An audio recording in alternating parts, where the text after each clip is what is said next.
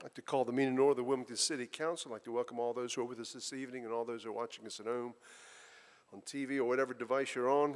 Thank you for taking an interest in your government. At this time, I'd like to call on Captain Michael James of the Wilmington Fire Department, if they'll come forward to give our invocation. And then afterwards, I'd like to have, we have a pack from Boy Scouts Troop 212, and if they will lead us afterwards in the Pledge of Allegiance, I'd appreciate it. I know they're here for some of their merit badges. So, Mr. James, is he here? There he is.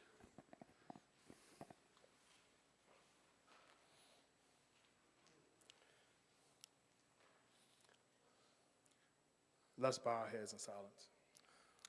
Heavenly Father, I ask that you be with us today as we continue the journey of building a better community. Remind us that the decisions we make today not only affect us, but the next generation of leaders. Let us show respect and love towards one another as we share our opinions and ideas. Give us an ear to listen and words that are honest yet kind. No matter race, nationality, gender, or sex, give us a heart for the community we cherish. And as bees who work in harmony for their colony, let us too, as Wilmingtonians, preserve in unity. In Jesus' name I pray, amen. Amen. Troop, if you'll come forward, please. Lead us in the Pledge of Allegiance.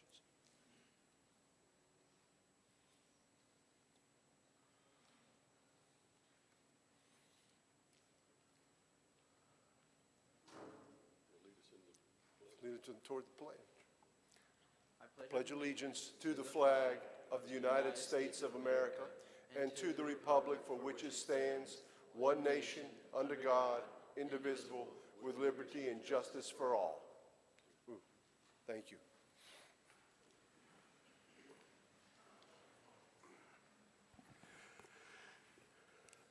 We have one presentation this evening, and we have an annual update from the Citizen/New Hanover County Commission for Women. And at this time, I'd like to recognize Ms. Sheila Evans, who is the chairperson of the City County Commission for Women. Sheila, welcome. And I have a PowerPoint this time, second one I've ever done. Sure. Good evening. I am joined by two of my fellow members, Debbie Todd, if you'll stand real quick, and Bridget Tarrant. So I'm happy to have them join me. So just a little update on what we've been going through. How do I make the slides go? Do I do that? Okay, that's okay. I didn't do it the last time. Just wanted to let you know that we do have 3 subcommittees per our bylaws. We decided to put a little pause on them. We just weren't getting as much traction as we hoped we would, and decided just to meet regularly and get our business done. We had 2 speakers this year, Shamika Kemp, the VP of Community Impact with the Junior League of Wilmington. The second one was Holly Jones from the North Carolina DOJ. She wanted to share with us that the backlog of sexual assault kits had been eliminated and wanted to share that information with us. It was a very interesting actual PowerPoint. We really enjoyed that. I think the most important thing that we do is our pulse survey. In our bylaws, we are to report to you the needs and wants of women in the city and the greater Wilmington area. We just updated that. And I would say just a few weeks ago, it was translated into Spanish, so it's ready to go. So we will report on that the next time we come. If I can switch it, there we go. So I've just, that they updated it. One more, please.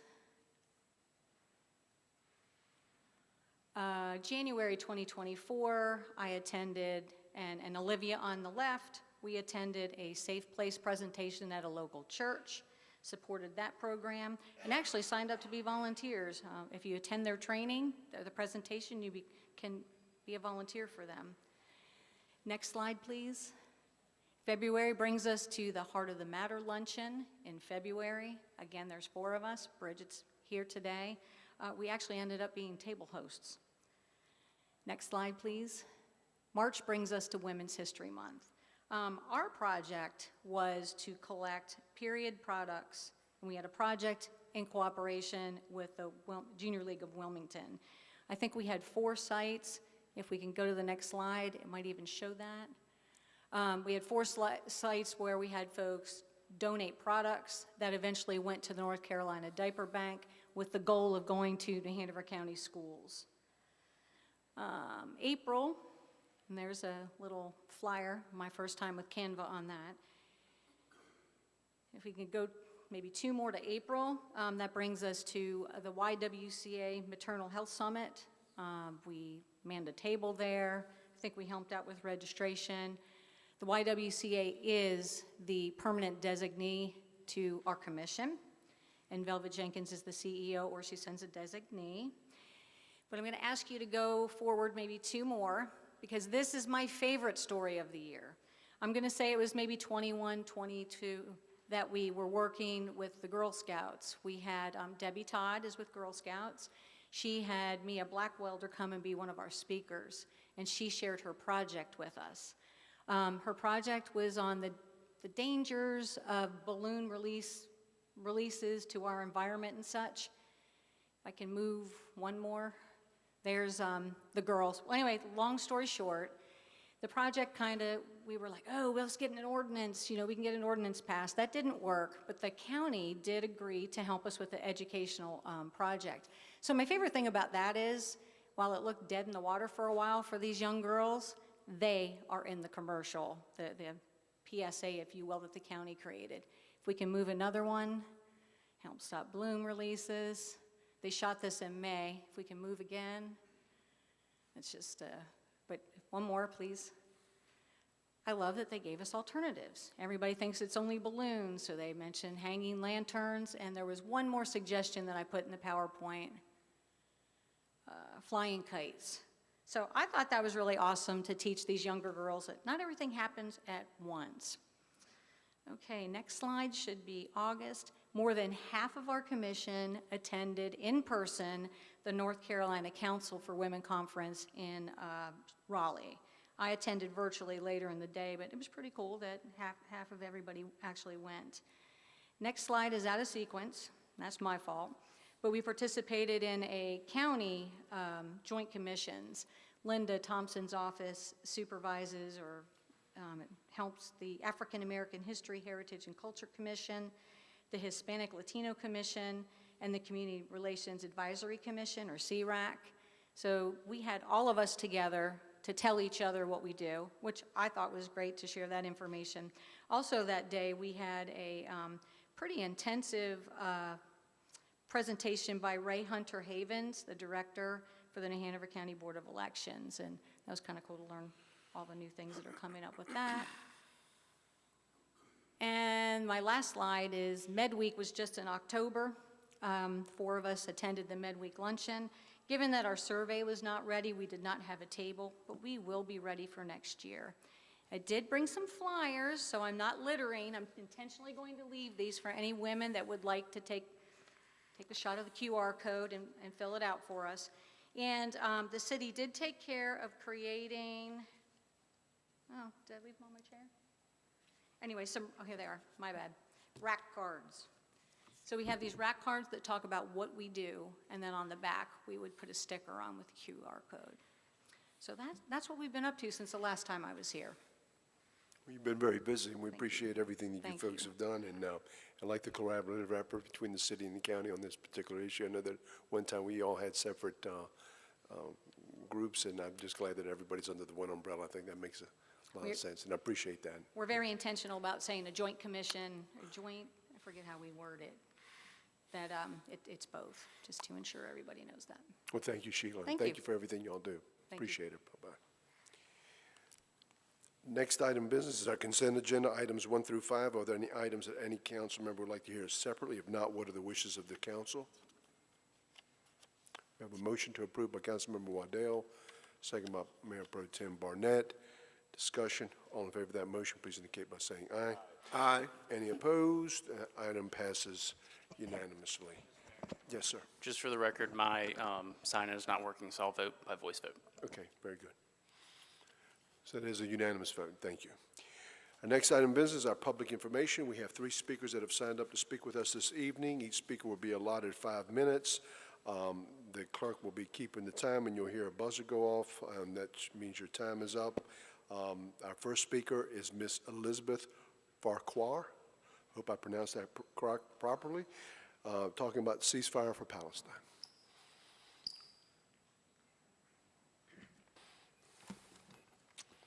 Hello, council members. My name is Liz Farquhar, and I've lived in Wilmington since 2021 when I came here to get my master's. But I've lived in North Carolina my whole life and was raised by a multi-tour veteran and ER doctor. I'm here today, once again, to urge you to pass a ceasefire resolution for Gaza. I think there has been a lot of harmful and untruthful rhetoric about the resolution from people who haven't really read it. I'm also not sure if any of you have taken the time to read it, so I thought I'd read it out loud tonight. So this is the resolution draft that we've been asking for feedback on. So, resolution calling for a ceasefire and humanitarian aid in Gaza. Whereas all human life is precious and the targeting of civilians, no matter their faith or ethnicity, is a violation. Oh, Should I just go for it? hold on. See if that, hold on for a second. The mic is dead. Testing. Does this one work? Okay, I'll use this one. Okay. Okay, so no matter their faith or ethnicity is a violation of international humanitarian law. Whereas between October 7th, 2023 and November 5th, 2024, Israeli forces have killed at least 186,000 Palestinians and wounded hundreds of thousands of Palestinians. And 1,139 Israelis were killed by Hamas in Israel friendly fire on October 7th. And whereas millions' lives are at imminent risk if a ceasefire is not achieved and abundant humanitarian aid is not delivered without delay, and the City of Wilmington advocates for the dignity and safety of all residents in every community, regardless of religion, race, or nationality, and whereas the City of Wilmington recognizes its historical responsibility to denounce racial violence as its citizens endure the repercussions of the coup of 1898, where an elected government was overthrown and hundreds of black citizens were murdered while thousands were forced to flee the city, enforcing racial apartheid, racial inequity, and the ongoing disenfranchisement of Wilmington's black citizens. Whereas Wilmington acknowledges the unique role it plays in addressing historical injustices and strives to be a beacon of unity, equality, and justice. Whereas the City of Wilmington recognizes the diverse tapestry of its community, including members of our Palestinian community, our Muslim community, our Jewish community, and all others, all of whom contribute to the rich cultural and economic fabric of our city. And whereas we further acknowledge the essential role played by small businesses owned by members of these communities, contributing to the vibrancy and economic well-being of Wilmington, whereas the federal government holds immense diplomatic power to save Israel and Palestinian lives, and local governments play a role in our democracy as representatives of the community to urge needed legislative and policy changes at all levels. Whereas, at least 4 times on October 27th, 2023, December 8th, 2023, March 25th, and June 25th of this year, the UN General Assembly overwhelmingly voted for a humanitarian ceasefire in Gaza, which called for an immediate, durable, and sustained humanitarian truce leading to the cessation of hostilities, and demanded that all parties immediately and fully comply with obligations under international humanitarian and human rights laws, particularly in the regard to the protection of civilians and civilian objects. Quote, the resolutions also urge the protection of humanitarian personnel, persons against combat, and humanitarian facilities and assets, and to enable and facilitate humanitarian access for essential supplies and services to reach all civilians in need in the Gaza Strip. Whereas Wilmington Harbor, as home to both the military ocean terminal Sunny Point and the Port of Wilmington, the main export of which is explosive ammunition, with 70% exported to Israel, is also a part of the global system within which aid to Gaza can be transported. Now, therefore, be it resolved that the City of Wilmington calls upon our U.S. congressional delegation, both in the Senate and the House of Reps, to join us in 1, urging the Biden administration to immediately call for and facilitate de-escalation and a ceasefire to urgently end the current violence, and 2, calling upon the Biden administration to promptly send and facilitate the entry of humanitarian assistance at the scale needed into North and South Gaza. Be it further resolved the City of Wilmington supports residents of all faiths and condemns Islamophobia and anti-Semitism. Be it further resolved, the City of Wilmington urges the Biden administration to work for the release of all hostages held in Israel and Gaza, including the thousands of Palestinians detained by Israel. And be it further resolved that the City Council asks the clerk to quickly send copies of this resolution to the President of the United States, Wilmington's congressional delegation, state representatives and senators, as well as the governor, urging them to take immediate action by using their position and influence to help end the assault on Gaza, one of the worst assaults on any civilian population in our time and age. So that's the actual resolution, and I know that people have reached out to you and asked for feedback, and that's still an option, and we would love to hear that. Okay, thank you. Thank you. Next speaker.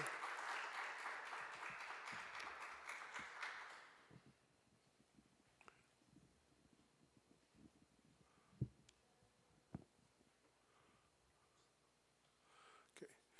Next speaker is Mr. Brian Michael, who will be speaking to us about ordinances regarding the retail sale of cats and dogs.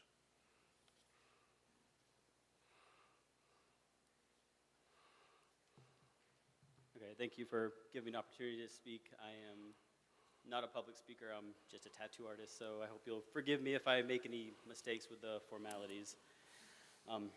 This is nerve-wracking. But so what I want to talk today about is passing a ban on the retail sale of cats and dogs.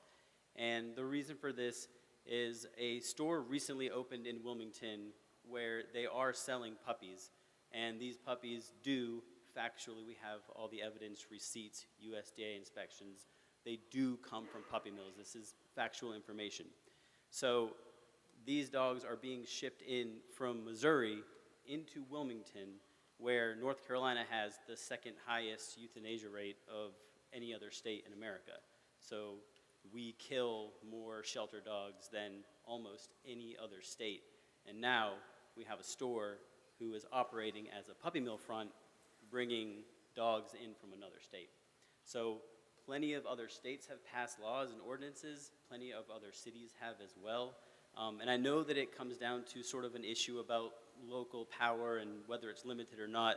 So there are states with cities that have limited local power and have passed ordinances banning the retail sale of cats and dogs. The place that has moved in, puppy place that has moved in, they were proven to use puppy mills. In fact, they had a store in California at one point, and they were sued for using puppy mills because it's illegal over there. Now they've come to the East Coast, and they found a loophole in our laws, and in our ordinances. And I think it is time to close up that loophole.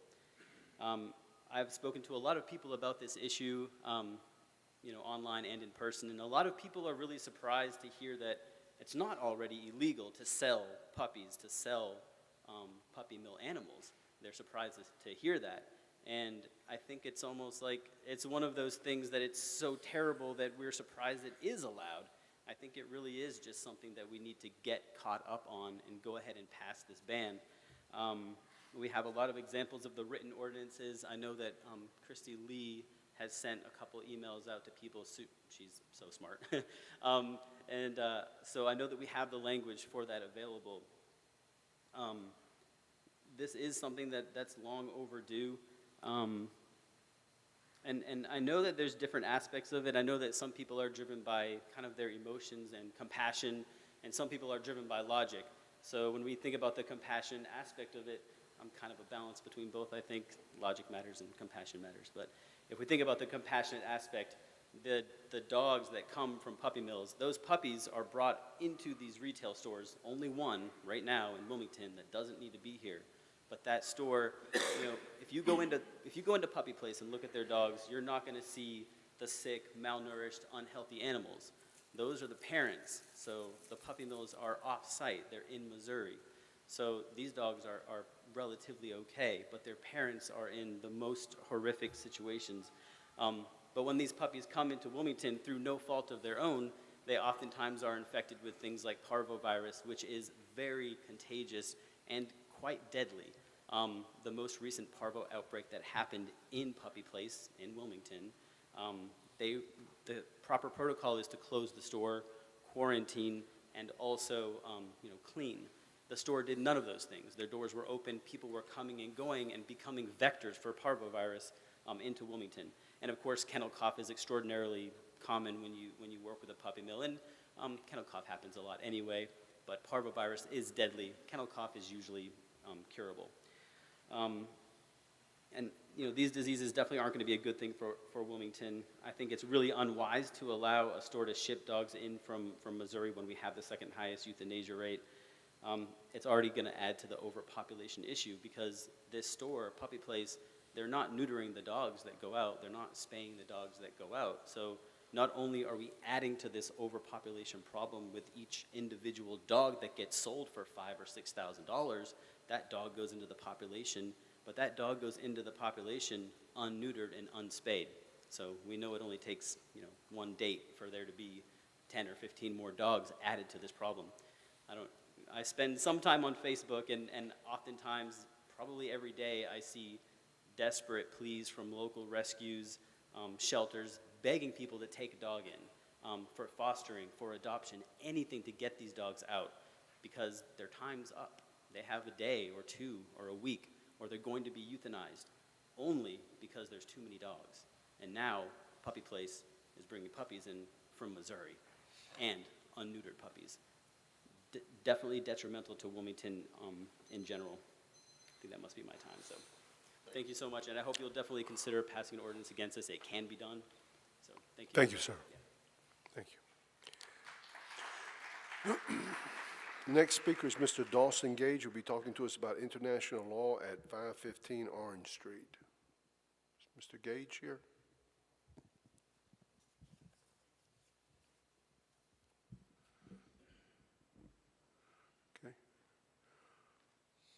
Okay.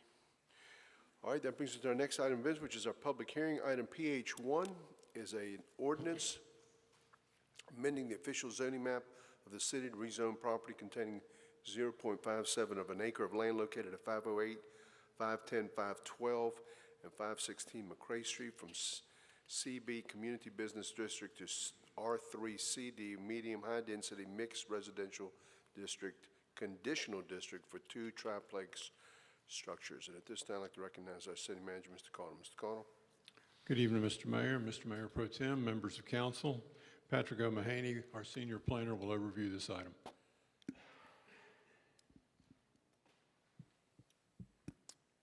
Thank you. Good evening, Mayor, Mayor Pro Tem, members of council.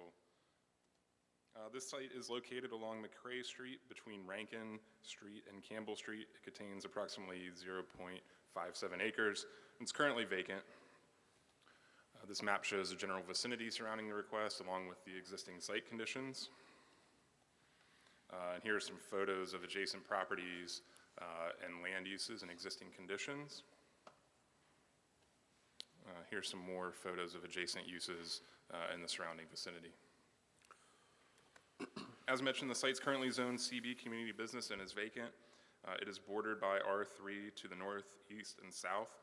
There is CB zoning to the south and west of the site as well.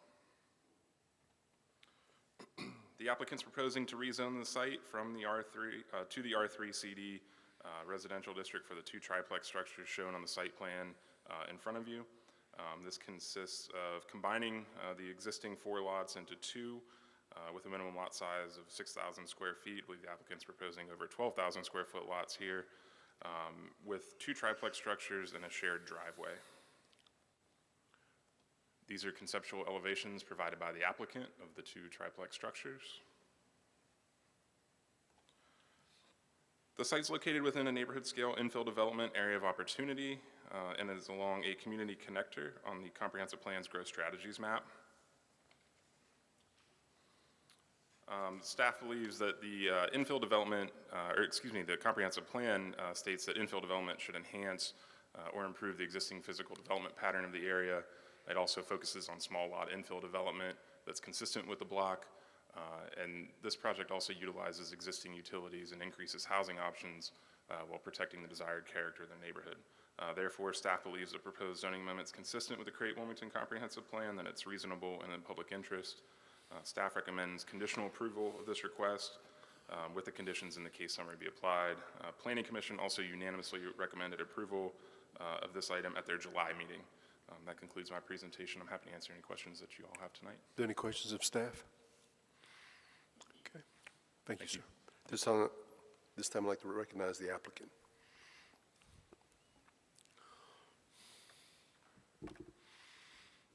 Thank you very much. My name's Cindy Wolf, and I'm here on behalf of the owner of the property.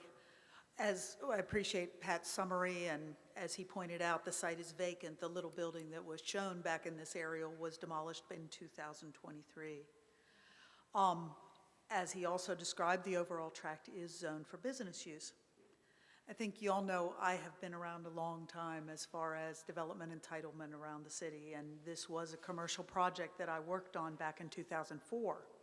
At that time, the Northside Community Plan identified a goal to develop new stores and businesses in the area. It hoped to revitalize the neighborhood and create job opportunities, but the overall focus to improve the quality of life for surrounding residents never came to fruition because obviously nothing was ever built, and the continued vacancy of this parcel has certainly not contributed to any strategy. Sometimes things come full circle. We believe a much better opportunity here is the residential use that we've proposed. The R3 zoning district was established for compatible uses in the central city with the intent of preserving the character of established neighborhoods. The current plan, as he stated, does identify it as infill. The proposed project of the 6 new homes attached in the 3-unit structures will serve to increase the housing supply in the area that has existing urban services. Again, the architectural style, we've shown 2 different types of styles here, a little bit more contemporary and a little more of your basic. But I think orienting the homes towards the street, hiding the garages and the parking around the back, continues the types of aesthetic opportunities we're trying to promote in the city today. So with that, the project, we believe, provides a compact pattern. It reinforces an efficient provision of public services and utilities, certainly preserves open space. This site could have supported up to 11 units based upon its area, but this was enough. I think this is a great plan, and the infill with new construction can often enhance and improve the character of an area, which is certainly what we hope. I'd be happy to answer your questions.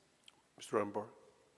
Cindy, is this something that the owner intends to lease, or will these be for sale? These are generally for sale product that my client pursues. Obviously, that doesn't mean that people can't rent them. Got it. Just didn't know what his intent was. Thank you. They will be attached single family, so individually owned. Mr. Spears? Cindy, yeah, I mean, staff has strong support for this, and I'm not totally opposed to it. Maybe I'm not opposed to it at all, but there's nothing like this right there in that part of the community.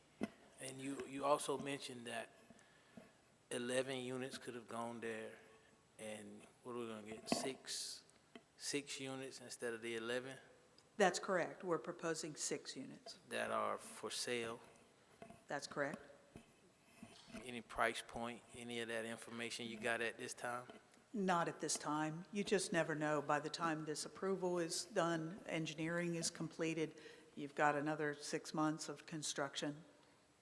Right, but there's a trend of this taking place in that part of town, and There certainly is. right, and you know, my fear is that, you know, people will become displaced because of it, depending on the price point, being priced out of their community based on property value, property taxes, things of that nature. So, again, I'm not opposed to it, but I'm just kind of speaking off the top of my mind about things that worry me for the future,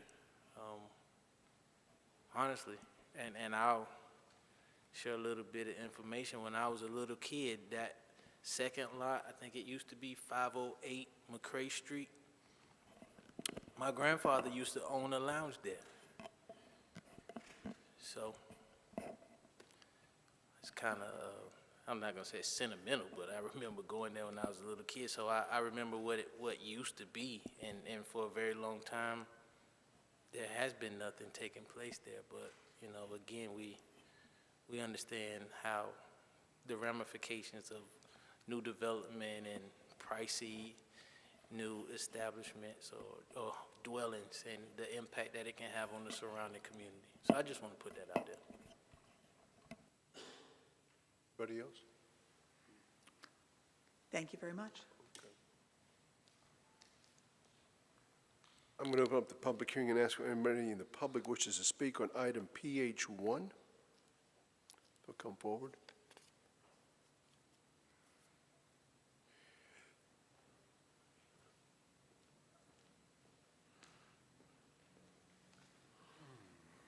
Good evening, Council. My name is Nicholas Newell. With regard to the agenda item in front of us, I think that this is overall a good thing for the area. As Cindy mentioned, 11 units could have went here, and they're only proposing 6. I think that's important because in a time where we're seeing units continually being crammed into areas and maybe we should be cutting back on units, I think that's a smart move. Mr. Spears, with regard to your concerns, while I do understand them, you also, on a different view, could think that people who live in this area who are homeowners, who have owned homes for decades, would see increased equity with the rise of their property values as new development comes in. Certainly, as Cindy said, this lot continuing to sit vacant benefits nobody, including the city and the residents in the immediate area. So anyway, just another perspective for you. Thank you guys for your time. Thank you.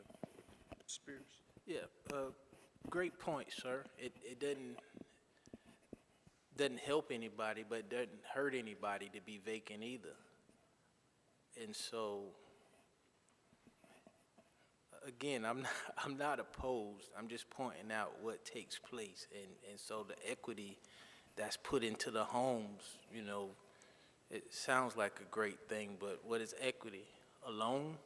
Equity is not for sure money that you get from the prices in your community, the values going up, and you know, you just get a check and you continue to live there. So yeah, it sounds good and it looks good on paper, but again, I'm not opposed. I'm not going to be depicted as being opposed. Again, I'm just pointing out some things and some of the conversations that I hear when I'm traveling in the community and I notice what's taking place in the community. So it's just my point. Yeah. Anybody else?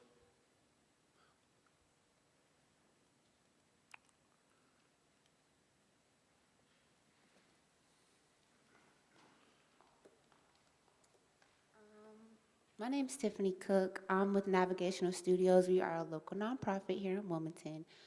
I've also worked with Voyage for a year, and on that little triangle right there, that's where we are stationed. And that lot is empty, and I think that is a beautiful plan to revitalize our community, but I feel like there's other options to go.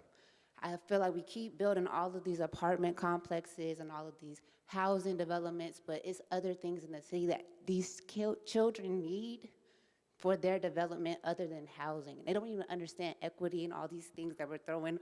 So I really would like for it to be open to something else other than housing. But that's all I had to say. Okay, thank you. Anybody else? Madam Clerk, have you received any additional comments? No, sir, I have not. Okay, very good. All right. If there's nobody else, I'm going to close the public hearing and ask for the wishes of council in respect to item PH1. And I will note that whoever makes the motion also must read a consistency statement for the record.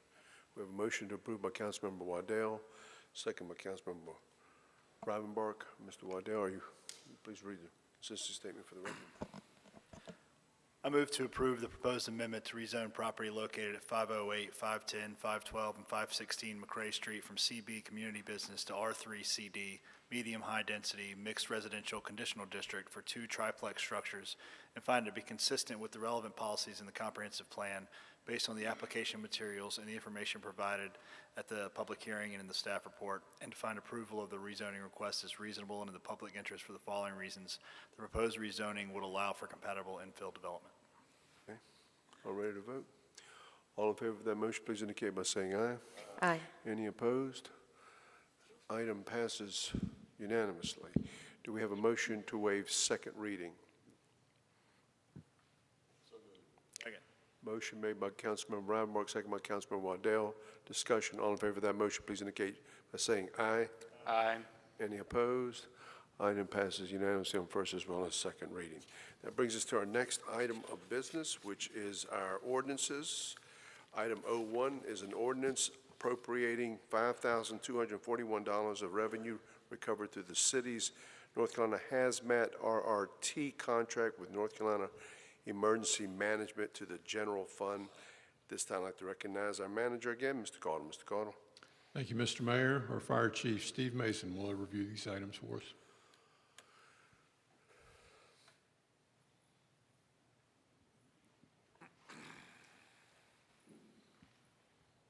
Good evening, Mr. Mayor, members of council. This money is coming back to us from the North Carolina Emergency Management to reimburse the city for the personal protective equipment that was used in a chemical leak in Jacksonville in March of this year. So this money would go back to the general fund, help us replace that equipment that was damaged. Okay. Are there any questions for the chief? If not, what are the wishes of council in respect to the ordinance? We have a motion to approve by Councilmember Waddell, second by Mayor Pro Tem Barnett.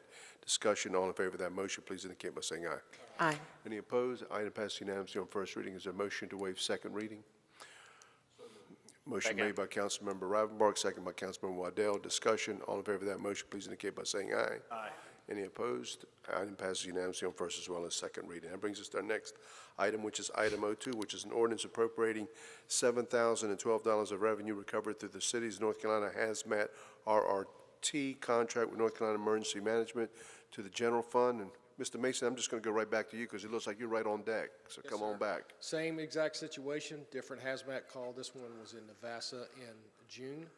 Same situation, protective ensembles, level A suits damaged. This is reimbursement to replace that equipment. Very good. Any questions for the chief? If not, what are the wishes of council? We have a motion to approve by Mayor Pro Tem Barnett, second by Councilmember Waddell. Discussion. All in favor of that motion, please indicate by saying aye. Aye. Any opposed? Item passes unanimously on first reading. Is there a motion to waive second reading? Motion made by Councilmember Waddell, second by Councilmember Andrews. Discussion. All in favor of that motion, please indicate by saying aye. Aye. Aye. Any opposed? Item passes unanimously on first as well as second reading. That brings us to our next item, which is item 03, which is an ordinance establishing a speed limit of 25 miles per hour along Cusall Place, Orchard Drive, Ansley Drive, and Hollingsworth Drive. And at this time, I'd like to recognize the city manager, Mr. Caudle. Mr. Caudle. Thank you, Mr. Mayor. Our city traffic engineer, Dennis Vilkenowitz, will overview this item for us. Mayor, City Council. For your consideration this evening is an ordinance to establish 25 miles per hour on the roads mentioned. These roads were associated with the Woodlands at Echo Farms Phase 3, Ansley Park, and Arbor Commons projects. Those are located on Exhibit A in your package. Those roads were introduced in the consent agenda for approval. So passage of this ordinance is recommended as this is a consistent speed limit for newly accepted residential streets. Very good. Any questions? Okay, if not, what are the wishes of council? We have a motion to approve by Councilmember Rivenbark, second by Mayor Pro Tem Barnett. Discussion. All in favor of that motion, please indicate by saying aye. Aye.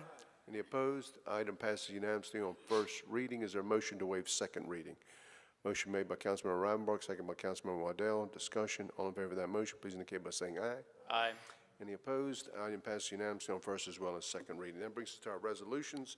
Item R1 is a resolution authorizing the city manager to execute a contract with the Gordian Group Incorporated of Greenville, South Carolina for Phase 2 of a facility condition assessment in the amount of $147,267. At this time, I'd like to recognize the city manager, Mr. Connell. Mr. Connell.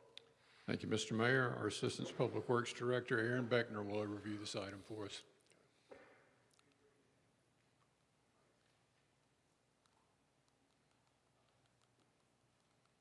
Thank you, Mayor, Mayor Pro Tem, and Council. This is a resolution authorizing the city manager to enter into a contract with the Gordian Group for Phase 2 of our Facility Condition Assessment, or FCA. Phase 1 of the FCA was completed back in 2022, and it covered about half of city-owned facilities managed by the Public Works Department. So for Phase 2, we're aiming to complete the rest of our facilities and also assess assets managed by Parks and Rec, and this will be funding for this will be joint between Public Works and Parks and Rec. Happy to answer any questions. Any questions, staff? Yes. Yes, sir. Is this something that's done on a regular basis at 3, 4, 5 years apart, or is this the first time?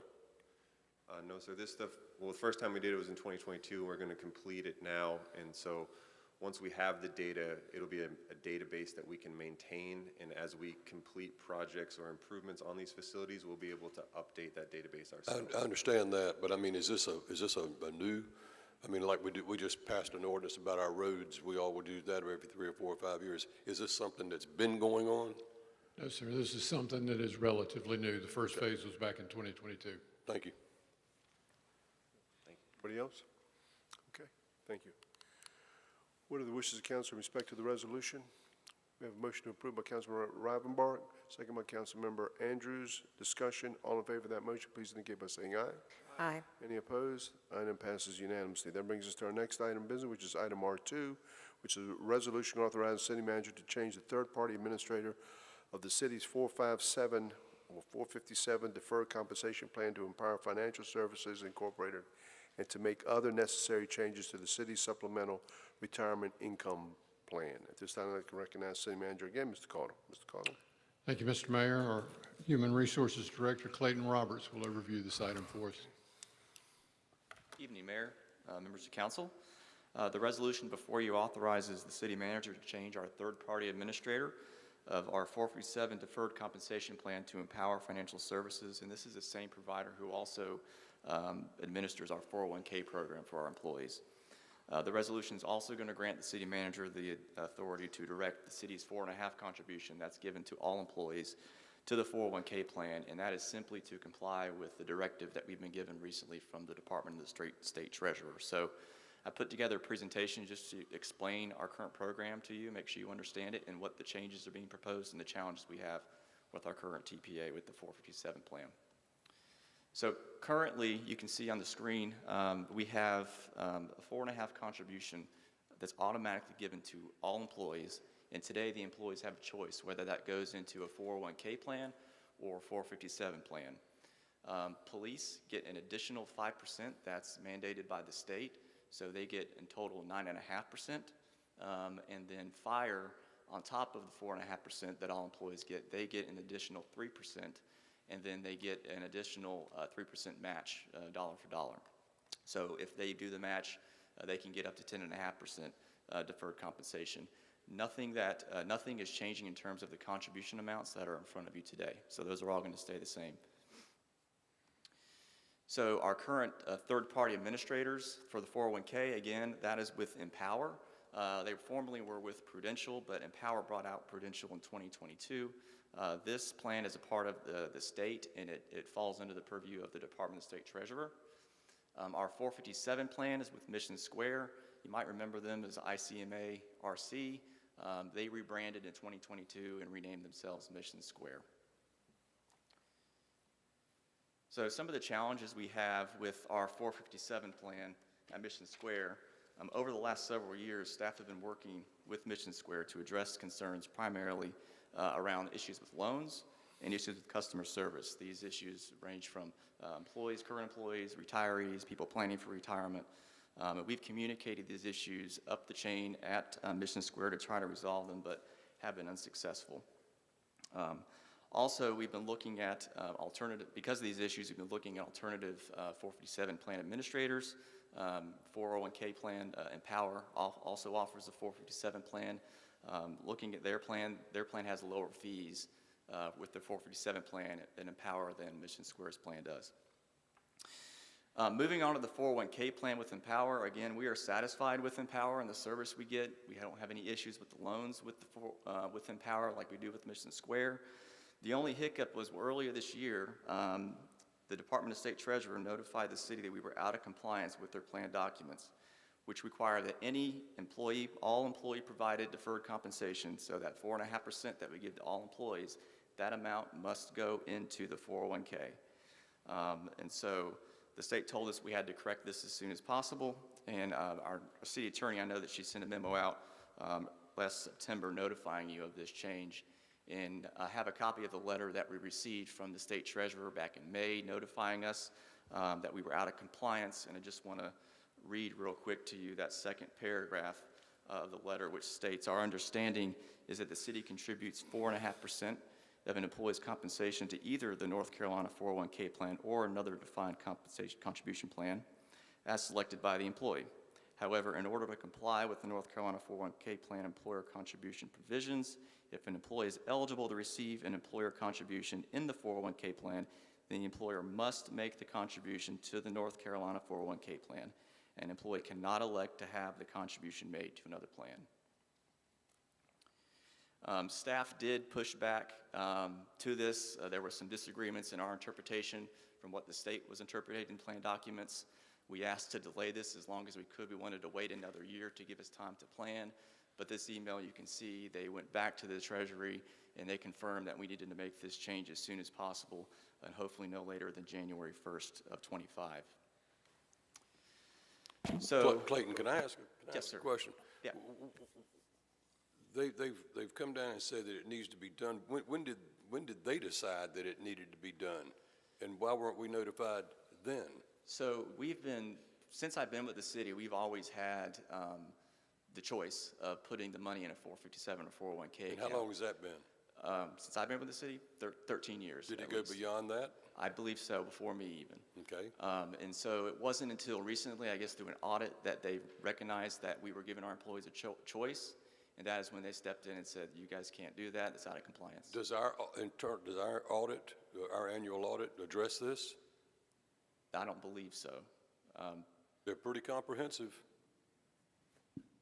It does not address the regulations of a party to whom we give money. Okay, so for at least 13 years that you know of, it's been like this. Correct. Okay. Go ahead. Okay. So going to what's being proposed in front of you with the resolution, again, going back to the issues we've had with loans and issues with customer service, we're recommending that we transition our 450 plan administration from Mission Square to Empower. There are several benefits that are going to be done by making this transition. One is staff and employees would have to deal with one provider instead of two. Today, if an employee has funds in a 401k and 457, they've got two different logins. And so this would simplify things in moving it under one administrator. Also, when employees are ready to retire, they can talk to one retirement specialist as two. Another benefit of being part of the state plan under the Empower is that it ties into our retirement system. And so participants are able to easily request and purchase service credit without any delay. They can see all their funds in one place. And then as stated on the previous slide, the biggest benefit of transitioning from Mission Square to Empower as 457 is the lower monthly fees, which we're going to save our employees potentially thousands of dollars over the long run. And then the other change that you see on the right, this is one that, again, staff would prefer we not have to make this change. But again, being directed by the Department of State Treasurer, we're going to direct the 4.5% for all employees into that 401k. So employees would no longer have a choice.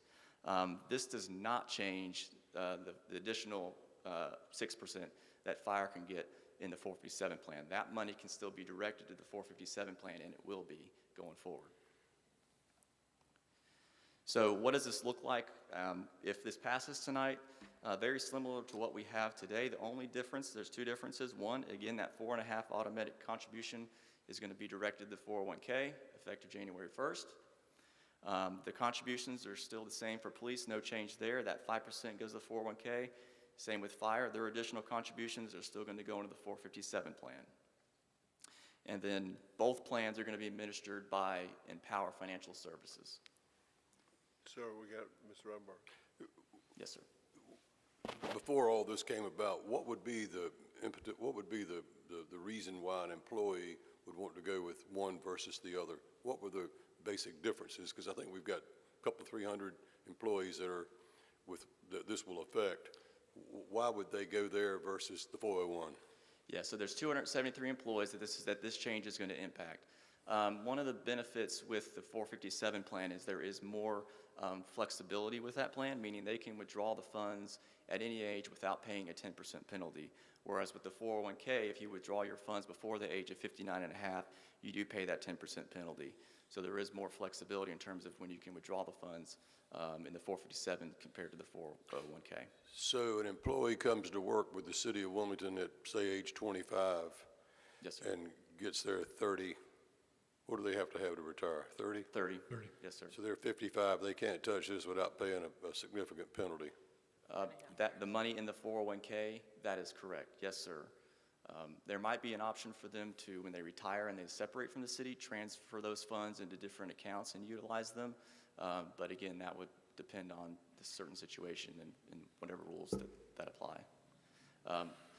I will say that the benefit to, I know for fire is that they are still going to get 6%, up to 6% that's going to go in that 457, so they will still have the flexibility with those funds. But again, that 4.5%, unfortunately, be mandated by the state, that has to go to the 401K. Okay.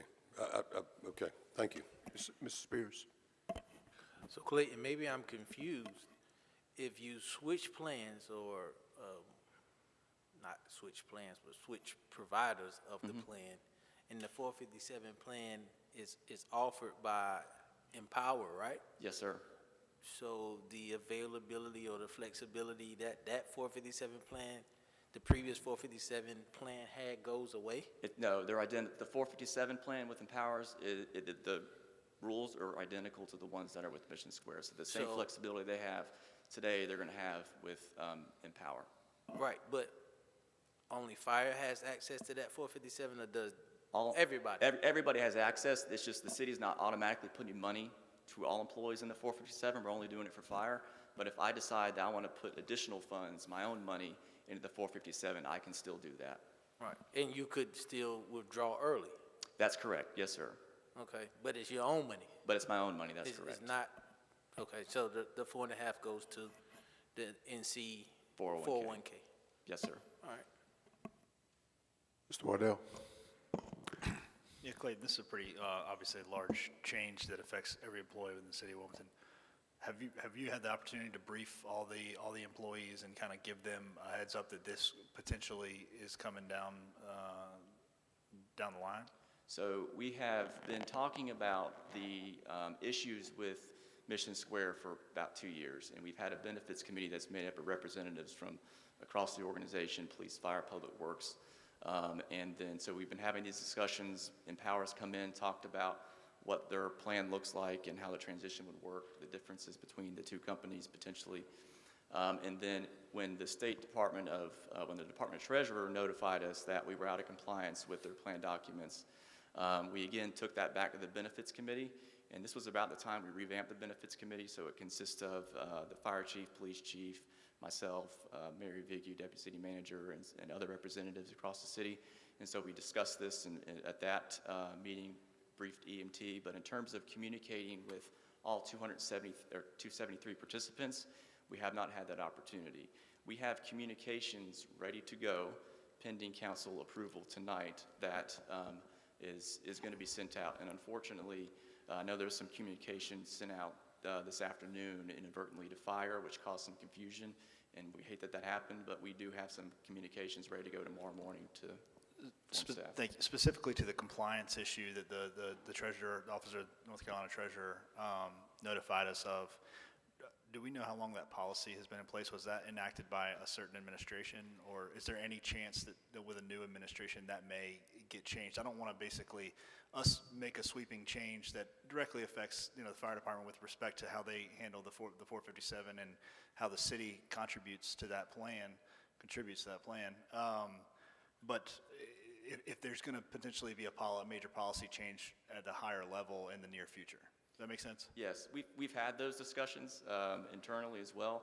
I don't know how long this provision has been in the plan documents. I just don't know the answer to that question. Yeah, I think I would kind of like to, and I didn't mean to interrupt, but I would kind of like to figure that out, maybe continue it, not very long, maybe before the end of the year, but at least figure out how long it's been a policy at the state level. I think that's important to note before we make a decision like this. And to that point, we pushed back because we wanted to wait a year because of the potential changes in administration, who's sitting in the chair of the treasurer's office.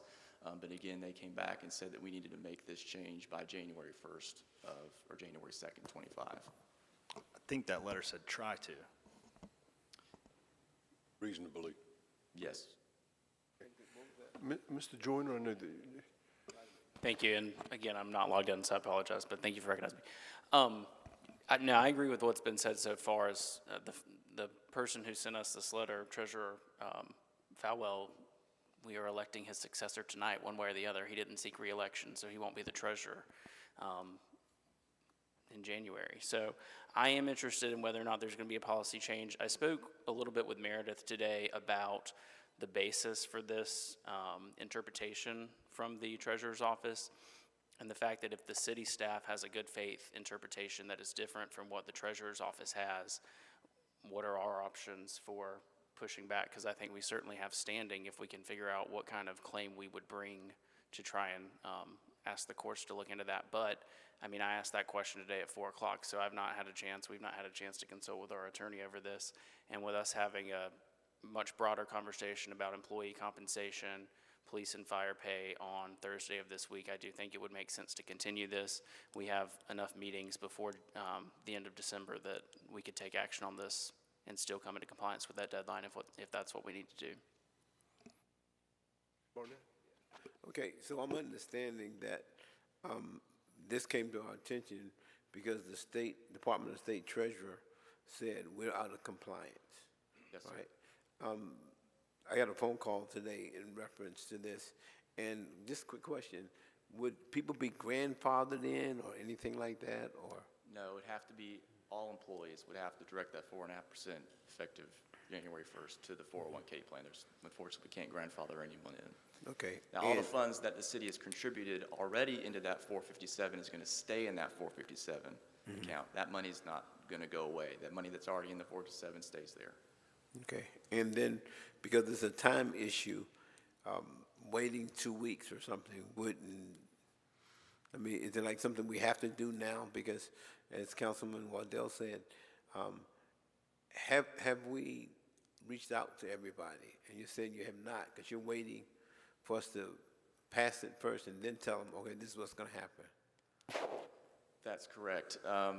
In terms of whether we can delay this or not, I'm going to defer to legal counsel because I think there are some ramifications for us if we don't comply with this.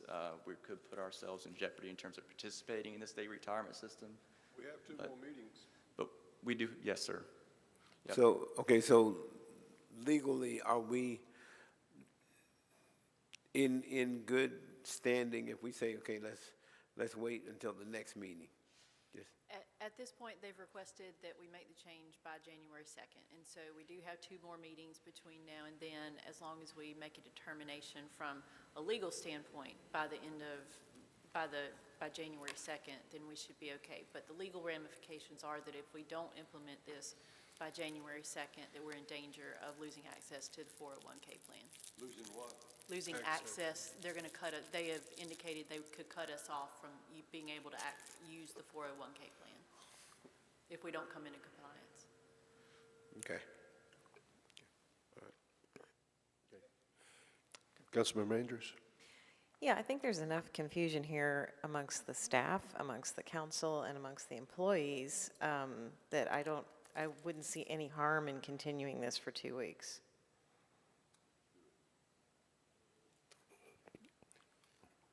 City manager, city attorney, you okay with that? Yeah, I don't think it's going to make us, I mean, if they say we're out of compliance now, we're going to be out of compliance in 2 weeks, as long as we rectify whatever the situation is by the 1st of January. Okay. Councilmember Spears? So I have a question. Like, we're out of compliance. We're gonna wait 2 weeks to see what? What are we gonna see in 2 weeks? Are we gonna, do we wanna? As I understand it, we are going to try to determine in the plan document for the state when this became a regulation. Right, but as far as Clayton said, for the past 13 years, did you say you believe or you don't know that this, we've had our policy for over 13 years?